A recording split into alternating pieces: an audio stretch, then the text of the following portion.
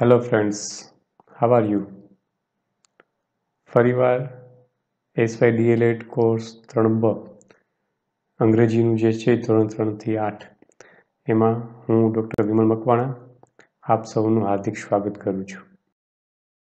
આપણે યુનિટ 2 એમ approaches to the teaching of English છે.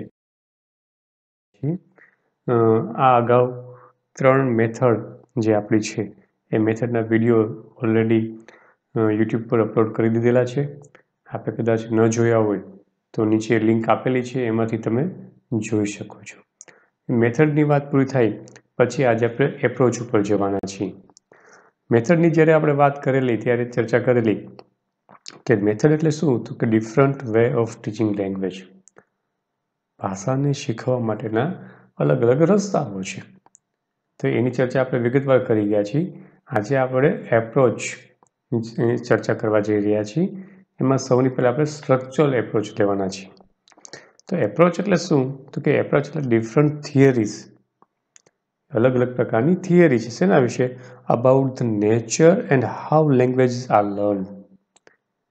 ભાષાનું જે સ્વરૂપ છે એ અને ભાષાને કઈ રીતે શીખવી એના વિશેની અલગ અલગ પ્રકારની જે થિયરીઓ છે એ થિયરી વિશે આપણે ચર્ચા કરવાના છીએ. એમાં સૌની પહેલાં જે એપ્રોચ એટલે આપણે ગુજરાતીમાં જેને અભિગમ તરીકે ઓળખીએ છીએ, એમાં પહેલાં સ્ટ્રક્ચરલ એપ્રોચ વિશે આપણે ચર્ચા કરવાના છીએ. આમ જોઈએ તો સ્ટ્રક્ચરલ શબ્દ છે એ સ્ટ્રક્ચર, જેને આપણે બંધારણ કે માળખું કહી શકીએ, તેના પરથી આવેલો છે. અને આપણા આ એપ્રોચની જ્યારે ચર્ચા કરીએ છીએ ત્યારે સ્ટ્રક્ચર એની આપણે રચના અથવા તો વાક્ય રચનાના સંદર્ભમાં લેશું, જેથી કરીને આપણને એ સમજવામાં સહેલું થશે. સ્ટ્રક્ચરલ એપ્રોચ એટલે શું કે વાક્ય રચના કઈ રીતે બનાવવી એના વિશેનો અભિગમ. ચાલો થોડું શીખી લઈએ.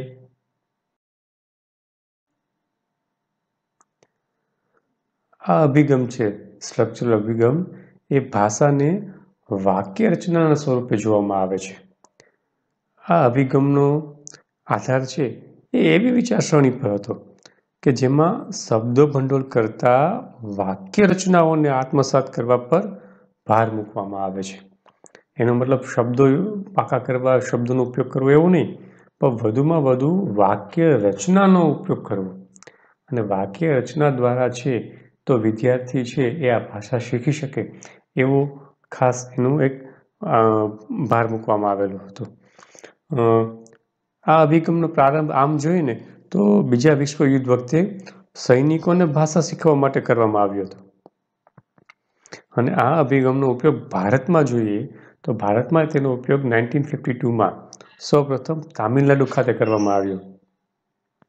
તામિલનાડુની સરકારે બ્રિટિશ કાઉન્સિલની મદદથી જરૂરી અભ્યાસક્રમ અને શિક્ષણ સામગ્રી તૈયાર કરી શિક્ષકોને યોગ્ય તાલીમ આપી. હવે આ અભિગમની ખાસ બાબત એ છે કે એના મહત્વના લક્ષણો જોઈએ તો જરૂરી એવી વાક્ય રચનાઓ તેમજ મર્યાદિત શબ્દમંડળ, આ બે એના મહત્વના લક્ષણો છે અભિગમના. સ્ટ્રક્ચર અભિગમ છે એમાં બે શબ્દો ખૂબ મહત્વના છે. પહેલો શબ્દ છે ફંક્શન વર્ડ્સ, જેને આપણે રચનાધર્મી શબ્દો તરીકે ઓળખીએ છીએ. અને બીજો છે કન્ટેન્ટ વર્ડ્સ, જેને વસ્તુધર્મી શબ્દો તરીકે ઓળખીએ છીએ. ઘણીવાર 1 માર્કનો પ્રશ્ન આનામાંથી પણ પૂછાતો હોય છે. હવે રચનાધર્મી શબ્દ એટલે શું કે રચનાધર્મી શબ્દ એટલે એવા શબ્દો કે જે કાયમ રહે છે ફ્રેમની જેમ. ફંક્શન અને ફ્રેમ, ફ તમે યાદ રાખી શકશો. ફંક્શન વર્ડ્સ એટલે કોણ, તો કે ફ્રેમ જેવા શબ્દો. અને કન્ટેન્ટ વર્ડ્સ એટલે શું, તો કે ફ્રેમની અંદર જે એ ચિત્રો જેવા શબ્દો, જેને વસ્તુધર્મી શબ્દો તરીકે આપણે ગુજરાતીમાં ઓળખીએ છીએ. આનો મતલબ એવો થયો કે ફંક્શન વર્ડ્સના ફ્રેમ છે એ કાયમ એની એ રહે છે, જ્યારે વસ્તુધર્મી શબ્દો એટલે કે એની અંદર જે ચિત્રો છે એ ચિત્રો બદલાતા રહે છે. આપણા દરેકના ઘરે ફ્રેમ હશે જ. જો ફ્રેમનું આપણે એક્ઝામ્પલ યાદ ના આવતું હોય તો મને એવું લાગે છે કે વોટ્સઅપમાં ડીપી મૂકીએ છીએ તો એનું રાઉન્ડ જે છે તો એમનામ જ રહેવાનું છે, એમાં આપણે ડીપી ચેન્જ કરતા રહીએ છીએ. એનાથી આગળ એક સ્ટેપ આપણે ચર્ચા કરવી હોય તો સ્ટેટસ. ડીપી તો કદાચ આપણે નથી બદલાવતા એટલા બધા રેગ્યુલરલી, પણ સ્ટેટસ તો લગભગ 24 કલાકમાં ડિલીટ થાય અને આપણે નવું મૂકતા હોય છે. તો આ સ્ટેટસ એટલે શું? તો એ આપણા વસ્તુધર્મી શબ્દો થયા અને એનું જે સ્વરૂપ છે એ આપણું રચનાધર્મી શબ્દ છે, ફંક્શન વર્ડ્સ થશે આપણા. તો અહીંયા માનો કે ભગવાનના ચિત્રો બદલાવાય નહીં, આ તો માત્ર એક નમૂના માટે આપણે મૂકેલું છે કે ફ્રેમ છે એ છે, પણ સાથે ફ્રેમ એને રહેશે અને નેક્સ્ટ એના પછીનું. તો આમાં શું થયું? ફ્રેમ એટલે કે જે આપણા રચનાધર્મી શબ્દો હશે એ રચનાધર્મી શબ્દો એમ જ ફ્રેમની જેમ રહેશે, ફંક્શન વર્ડ્સ, અને કન્ટેન્ટ વર્ડ્સ વસ્તુધર્મી શબ્દો બદલાતા નવા નવા વાક્યો બનતા રહે છે. અને વિદ્યાર્થીઓ જેટલી નવા વાક્યોની પ્રેક્ટિસ કરે એટલા વાક્યોની રચના એને આત્મસાત થાય. આનો એનો મૂળ હેતુ છે. હવે આવું જે રચનાધર્મી શબ્દો અને વસ્તુધર્મી શબ્દો છે એને આપણે એક્ઝામ્પલ પણ અહીં આપણે ફંક્શન વર્ડ્સ લખીશું અને એક કન્ટેન્ટ વર્ડ્સ લખીશું. આ ફ્રેમ છે આપણી. બીજી જગ્યાએ ફ્રેમની જરૂર નથી કન્ટેન્ટ વર્ડ્સમાં, માત્ર ઓળખાણ માટે રાખ્યું છે કે માનો ફંક્શન વર્ડ્સ અને ફ્રેમ છે એમાં લખ્યું છે IMA. હવે અહીંયા છે કન્ટેન્ટ વર્ડ્સ એટલે કે વસ્તુધર્મી શબ્દો, એ બદલાતા રહે છે. માનો કે આપણે એક વાક્ય બનાવ્યું I am a boy. હવે બોય છે એ વસ્તુધર્મી શબ્દ છે, એને આપણે મૂકી ગર્લ, તો નવું વાક્ય બને I am a girl. લખી I am a teacher, I am a doctor. તો અહીંયા IMA એ ફંક્શન વર્ડ્સ છે એ એમનામ રહે છે, જ્યારે વસ્તુધર્મી શબ્દો છે એ બદલાતા રહે છે અને નવા નવા વાક્યો બનતા રહે છે. માત્ર નવા વાક્યો જ નહીં, તો પાયાના એક સ્ટ્રક્ચરમાંથી નવા સ્ટ્રક્ચર પણ તૈયાર થાય છે. જોઈએ આપણે કઈ રીતે સ્ટ્રક્ચર તૈયાર થાય છે. I am here, નવું સ્ટ્રક્ચર થયું. I am teaching, તો I am teaching English now. તો આવા નવા નવા સ્ટ્રક્ચરો છે એ પણ એમાંથી ઉત્પન્ન થતા હોય છે. મિત્રો, આ સ્ટ્રક્ચરલ એપ્રોચ છે એ મોટાભાગે રિપીટેશન અને ડ્રીલ, પુનરાવર્તન અને દૃઢીકરણ દ્વારા વધુ વાક્યની રચનાઓ વિદ્યાર્થીઓને આત્મસાત થાય તેના પર સૌથી વધારે ભાર આપે છે. મિત્રો, જો તમને ખ્યાલ, અગાઉના સમયમાં આવા પ્રકારના કોઠાઓ આવતા હતા, જેને ટેબલ તરીકે પણ આપણે અંગ્રેજીમાં ઓળખીએ છીએ, અને એમ કહેવામાં આવતું હતું કે આમાંથી 10 મિનિંગફુલ સેન્ટેન્સ બનાવો. હવે એમાંથી થાય શું કે 3 કોલમ આપણને આપેલી હોય તો દરેક કોલમમાંથી એક શબ્દ લઈ મોટાભાગે સ્ટ્રક્ચર બન્યું. કયું? તો કર્તા, ક્રિયાપદ અને કર્મ, જેને સબ્જેક્ટ, વર્બ અને ઓબ્જેક્ટ તરીકે પણ આપણે ઓળખીએ છીએ. તો દરેકમાંથી એક શબ્દ લઈ અને એક વાક્ય રચના બનાવો. માનો કે આપણને એમ કે હેવ અને હેઝની વાક્ય રચના આપણે બાળકોને પાકી કરાવવી છે, તો એકને એક વાક્ય પરથી કેટલા બની શકે? એક શબ્દ પરથી તો I have a pen, I have pencils, I have a car, I have a nice picture. મિત્રો, આ તો એક એક્ઝામ્પલ આપ્યું. હી, શી, ઇટ લઈને પણ હેઝ લઈને આપણે પણ એ રીતે વાક્ય બનાવી શકીએ. માનો કે he has a pen, he has pencils, he has a car, he has a nice picture. આવું ઇટ લઈને વાક્ય બની શકે. કહેવાનો મતલબ શું છે કે સ્ટ્રક્ચર એટલે એવું કે જે રચના બને છે વાક્યની, એ રચનાને આત્મસાત કરવા પર વધુ ભાર આપવામાં આવે છે, અને એ દ્વારા બાળકો છે એ નવી વાક્ય રચનાઓ શીખતા જાય છે. આ સ્ટ્રક્ચર એપ્રોચનું એક નાનકડું એવું ઉદાહરણ થયું કહી શકાય આપણા માટે. હવે સ્ટ્રક્ચરલ એપ્રોચ જે છે એમાં કઈ પ્રક્રિયાનો સમાવેશ થાય છે તેની આછી એવી ચર્ચા કરી લઈએ. સૌથી પહેલું તો એ છે કે મૌખિક રીતે વ્યક્ત થયેલા જે તે શબ્દને ઓળખવું અને સમજવું. કોઈ પણ સ્ટ્રક્ચર આપણે બનાવતા હોય ત્યારે પહેલાં મૌખિક રીતે કોઈ શબ્દ હોય એ વ્યક્ત થયો હોય તો શબ્દને ઓળખવો પડે અને સમજવો પડે. એ બાદ અનુકરણ દ્વારા જે તે શબ્દનો ઉચ્ચાર કરતા શીખવું. આમ તો આપણે કોઈ પણ ભાષા છે એ અનુકરણ દ્વારા જ શીખીએ છીએ. નાનું બાળક હોય એને માં, દાદા, કાકા, બા, મમ્મા આવા શબ્દો સતત બોલાવીએ છીએ અને બાળક છે એ હોઠની જે હલવાની સ્થિતિ છે એ જોઈ એનું અનુકરણ કરે છે. એટલે અનુકરણ દ્વારા જે તે શબ્દનો ઉચ્ચાર કરતા શીખવાનું છે. ત્યારબાદ જે તે શબ્દની મદદથી મૌખિક વાંચન, જેને આપણે ઓરલ રીડિંગ કહીએ છીએ, એના તરફ જોવાનું. ઓરલ રીડિંગ બાદ વિચારો રજૂ કરવા માટે જે તે શબ્દો અને સ્ટ્રક્ચરોનો વાક્યમાં સતત ઉપયોગ કરવો. જેવું કહેવાય છે ને, પ્રેક્ટિસ મેક્સ મેન પરફેક્ટ.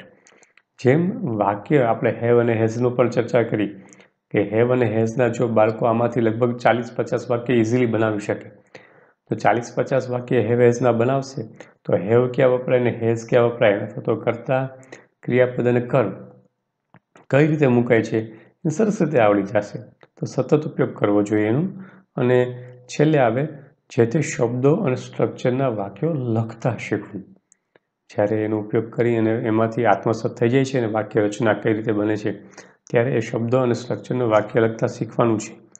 અને લખતા આવડી જાય એટલે કદાચ એની સ્ટ્રક્ચરમાં એની માસ્ટરી આવી શકે છે. આ ખાસ એની પ્રક્રિયા છે. ગયા વર્ષે વાર્ષિક પરીક્ષામાં આ પ્રશ્ન પૂછાઈ ગયો છે, સ્ટ્રક્ચરલ અભિગમમાં કઈ પ્રક્રિયાનો સમાવેશ થાય છે. તો મિત્ર, નાનું એવું સ્ટ્રક્ચરલ એપ્રોચનું આપણો પોઈન્ટ ખૂબ નાનો છે, પણ ખૂબ અગત્યનો પણ છે. એટલે આપ લોકો ધ્યાનથી સાંભળશો અને એવું લાગે તો બીજી વાર પણ આ આખો વિડીયો છે એનું રિવિઝન પણ કરી લેશો. સામાન્ય રીતે સ્ટ્રક્ચરલ એપ્રોચની જ્યારે આપણે વાત કરીએ છીએ ત્યારે એવું સ્વીકારવામાં આવ્યું છે, ઇટ ઇઝ એક્સેપ્ટેડ નાવ. શું સ્વીકારવામાં આવ્યું છે કે જે તે વ્યક્તિ છે એ ભાષાનું સ્ટ્રક્ચર એટલે કે બંધારણ છે એ જાણે, અને જો તે ભાષા પર પ્રભુત્વ મેળવવા માંગતા હોય અને વિવિધ કૌશલ્યો કેળવવા માંગતા હોય તો વિવિધ પરિસ્થિતિમાં તેનો ઉપયોગ કરે અને તેના પર પ્રભુત્વ મેળવે. જ્યારે જે કંઈ પરિસ્થિતિ આવે, various situations and develop mastery over ધેમ.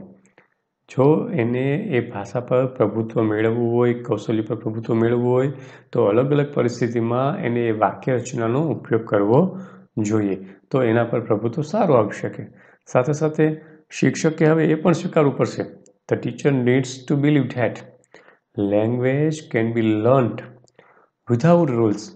કોઈ પણ ભાષા છે એ ભાષા નિયમો વગર શીખી શકાય છે. કઈ રીતે? Simply by use. સરળતાથી તેનો ઉપયોગ કરીને કોઈ પણ ભાષા શીખી શકાય છે. માનો કે ગુજરાતી ભાષા છે તો ગુજરાતી ભાષા આપણી માતૃભાષા છે, તો આપણે એના નિયમો, વ્યાકરણ શીખવા ગયા નથી, પણ રોજબરોજના જીવનમાં આપણે એનું જે છે ઉપયોગ દ્વારા એ ભાષાને આત્મસાત કરીને સરસ રીતે ભાષા બોલી શકીએ છીએ. અને ગુજરાતીનું વ્યાકરણ નથી આવડતું આપણને, પણ વ્યાકરણનું ડગલે ને પગલે આપણે એનો ઉપયોગ કરતા હોય છે, પણ આપણને ખ્યાલ નથી હોતો કે મેં કયા વ્યાકરણના મુદ્દાનો અહીંયા ઉપયોગ કર્યો છે. શા માટે? Simply by use. આપણે સરળતાથી એનો ઉપયોગ કરીને આ ભાષાને શીખી લઈએ છીએ. આ સ્ટ્રક્ચરલ એપ્રોચ જે છે એનો ફાયદો એક એ છે કે અસફળ પરિસ્થિતિમાં ભાષા શીખવામાં આવે છે. આ સ્ટ્રક્ચરલ એપ્રોચનું અસફળ પરિસ્થિતિમાં ભાષા શીખવામાં આવે છે.